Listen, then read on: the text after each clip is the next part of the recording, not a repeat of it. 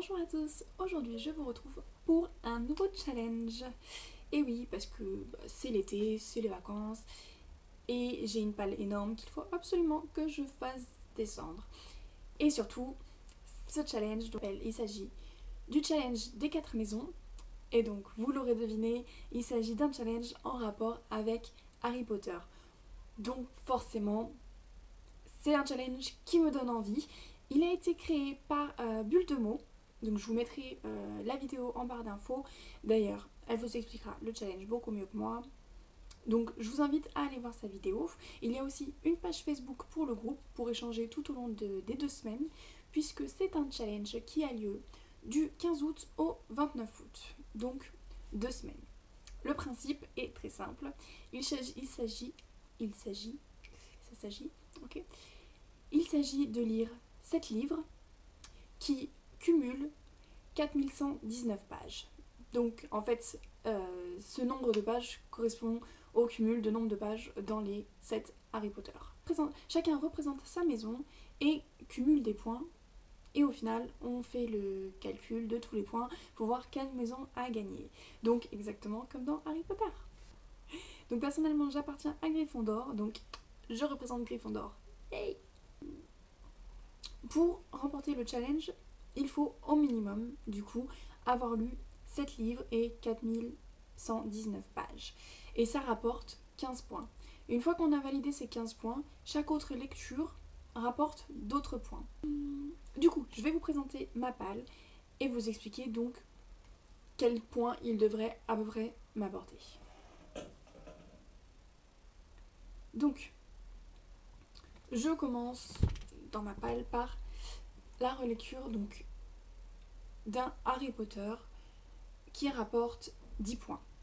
Donc j'ai choisi le dernier Harry Potter parce que au final je pense que c'est celui que j'ai le moins relu et que j'avais envie de me replonger dedans, de me refaire le dénouement, la scène avec Rogue et tous ces moments. Enfin voilà, ce dernier tome m'avait beaucoup chamboulé, notamment parce que c'était la fin. Mais du coup j'avais bien envie de le relire. Donc voilà, Harry Potter. Donc il me rapporte 10 points puisque c'est la relecture d'un Harry Potter et il me rapporte aussi 10 points parce qu'il fait partie de la catégorie histoire à ne pas lire la nuit parce qu'il contient des loups-garous. Donc voilà, si je m'en sors, je devrais avoir 20 points grâce à ce tome qui en plus a fait 810 pages. Ensuite, Les Disparus du clair de lune, le tome 2 de La Passe Miroir de Christelle Dabos, paru aux éditions Gallimard. Donc, me rapporte 5 points puisqu'il est paru aux éditions Gallimard. Et il me rapporte aussi 5 points puisqu'il y a des créatures fantastiques dedans, en l'occurrence les ancêtres et les familles qui ont des pouvoirs. Et il fait 550 pages. Voilà. Aïe. Ensuite, je voudrais lire La voleuse de livres de Marcus Zusak, je ne sais pas comment ça se prononce, donc voilà, qui fait 632 pages et qui rentre dans la catégorie du roman qui a été adapté au cinéma et donc il me rapporte 5 points. Ensuite, ce sera du Paulo Coelho, Sur le bord de la rivière Piedra, je me suis assise et j'ai pleuré. Donc j'adore tout ce que fait Paulo Coelho, je suis une grande fan. Et donc celui-ci fait 220 pages et il rentre dans la catégorie de livres, donc catégorie Poudlard, un livre qui va t'apprendre des choses. Tout simplement parce que c'est Paulo Coelho et que je ressors toujours de ces livres, de ces lectures en ayant appris des choses. Tout simplement. Ensuite, on a Le tueur à la cravate de Marie-Aude Muraille aux collections Medium. Alors celui-ci fait 362 pages et il me rapporte 10 points puisque c'est une lecture que j'aborde mitigée, comme Les dragées surprises. Et pourquoi est-ce que c'est un livre que j'aborde mitigé? Eh bien parce que, déjà j'aime pas la couverture mais bon ça c'est un détail, parce que c'est en lisant le résumé, je trouve que c'est un livre qui fait très très jeunesse. Donc c'est du Mario de Muraille, j'adore Mario de Muraille, j'ai été bercée toute mon adolescence, toute mon enfance et adolescence dans les livres de Mario de Muraille. Mais voilà, j'étais adolescente. Et donc relire ces livres me pose pas de problème, mais en découvrir d'autres, je suis un peu mitigée. Parce que là, on a un personnage qui a 14 ans, j'en ai le double, donc enfin voilà, je sais pas trop ce que ça va donner, je sais pas si je vais encore aimer, ou si ça va autant, en tout cas, me plaire que à l'époque où je lisais du Mario de Muraille au petit déjeuner, quoi.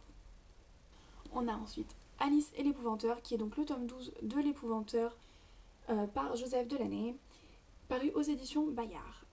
Alors, celui-ci me rapportera 5 points puisqu'il contient des créatures fantastiques. Hein, ça ne manque pas. Et 5 points de plus parce qu'il est aux couleurs de Gryffondor. Voilà.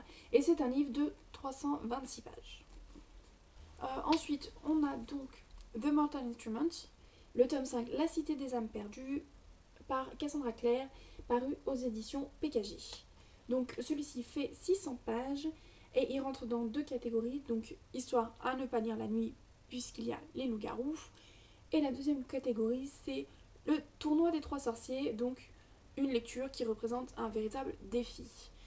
Et en fait, c'est un défi pour moi parce que j'ai lu le tome 4 il y a très très très longtemps. Quand il était sorti en fait. J'avais enchaîné les 4 premiers, enfin je les avais eu tout de suite après leur sortie. Et le tome 5, je ne sais pas pourquoi, il attend dans ma palle depuis... il attend depuis un moment. Donc du coup, ça fait très longtemps que je n'ai pas touché au Mortal Instruments. Et je ne suis pas sûre de très bien me rappeler de ce qui se passait dans le tome 4. Alors autant les 2 premiers tomes, nickel, il n'y a pas de souci, je sais exactement ce qui se passe. Mais à partir du tome 3 et 4, je me rappelle absolument pas ce qui se passe, c'est très très flou. Je sais plus où on en est. Et du coup, j'ai peur d'aborder le bouquin et de passer les 5-6 premiers chapitres à essayer en fait de resituer les faits. Donc voilà, ce sera un défi. Et ensuite, j'ai donc, hop, encore un autre pavé. Hein. Il s'agit de Toby Loveless par Timothée de Fombelle, paru aux éditions Gallimard Jeunesse. Donc 5 points puisqu'il s'agit d'un livre paru aux éditions Gallimard. Et il me rapporte aussi 10 points puisqu'il est dans la catégorie Rappelle tout, c'est-à-dire un livre qui est dans notre palle depuis si longtemps qu'on l'avait complètement oublié. Et donc ça me fait 10 points de plus pour ce livre qui est dans ma palle depuis en fait qu'on me l'a prêté il y a peut-être 5 ans. Voilà, j'ai un livre dans ma palle depuis 5 ans. Donc jusque là, si vous avez fait le compte avec moi, je cumule 4160 pages avec 8 livres. Donc, si je lis tout cela, je réussis le challenge. Ensuite, il reste une dernière... Enfin, non, c'est pas la dernière catégorie, puisqu'il y a aussi la catégorie Nimbus 2000 qui rapporte 15 points si on lit un livre en une journée. Donc ça, ben, je verrai si j'ai les 15 points ou non au fur et à mesure de mes lectures, s'il y en a que je lis en une journée ou pas. Mais honnêtement, vu la taille qu'ils font, je ne suis pas tout à fait sûre. On verra bien. Donc, la dernière catégorie, il s'agit du choix-pot. Donc, ce qu'on fait, c'est on prend 4 livres. Voilà, donc moi, mon choix, c'est ces 4-là. Donc, Le jeu de l'amour et du hasard de Marivaux, paru aux éditions Hachette. J'ai aussi L'histoire de Pi de Yann Martel, aux éditions Folio. Rien ne s'oppose à la nuit de Delphine de Vigan, en livre de poche. Et enfin, Malo de l'Ange, fils de voleur de Mario de Muraille, à l'école des loisirs. Donc, le choix-pot. Alors, normalement, on met ces 4 livres dans un sac et on le tire au sort. Mais comme j'ai pas envie de mettre mes livres dans un sac au risque de les abîmer, même s'ils sont pas tout neufs, ce que j'ai fait, c'est que j'ai marqué les titres et je les ai mis dans ce petit bocal, ou pot à yaourt si vous préférez. Et donc je vais en tirer un au sort, devant vous. Et ceci me rapportera 15 points. Si bien sûr je lis le livre en question. Hein. Donc, j'arrive pas à l'attraper. Voilà. Et donc, il s'agit de Mano de l'Ange, fils de voleur de Mario de Muraille. Donc ça fait un deuxième Mario de Muraille dans la foulée. Et c'est pareil, c'en est un deuxième que je vais aborder mitigé. Donc j'aurai aussi les 5 points de cette catégorie-là. Pour la même raison, hein, puisqu'il est très très jeunesse. Hein. Donc voilà pour ce challenge. Voici ma pile à lire pour les 2 dernières semaines d'août. Donc ça commence dans quelques jours. Et je suis prête. D'ici là, je vais quand même finir mon Harry Potter and the Cursed Child. Donc je l'ai commencé et dès que je finis la vidéo, j'y retourne. Hein. Donc je suis totalement dans l'univers Harry Potter là tout de suite maintenant. Donc si vous voulez participer aussi, c'est tout simple. Vous pouvez aller voir donc la vidéo de Bulle de mots sur sa chaîne que je vous mettrai en barre d'infos. Pour avoir toutes les informations, vous pouvez utiliser le hashtag 4Houses Challenge ou vous pouvez aller sur la page Facebook que je vous mettrai en barre d'infos. Et voilà, donc n'hésitez pas à me dire ce que vous pensez de ce challenge, ce que vous pensez de ma palle, etc. etc. Et du coup, je pense que je vous ferai un update au fur et à mesure de mes lectures sur ma page Facebook ou sur mon blog, enfin je verrai au fur et à mesure. Et je ferai une vidéo récapitulative donc à la fin du challenge. Et voilà, je vous dis à bientôt et bonne lecture. Salut!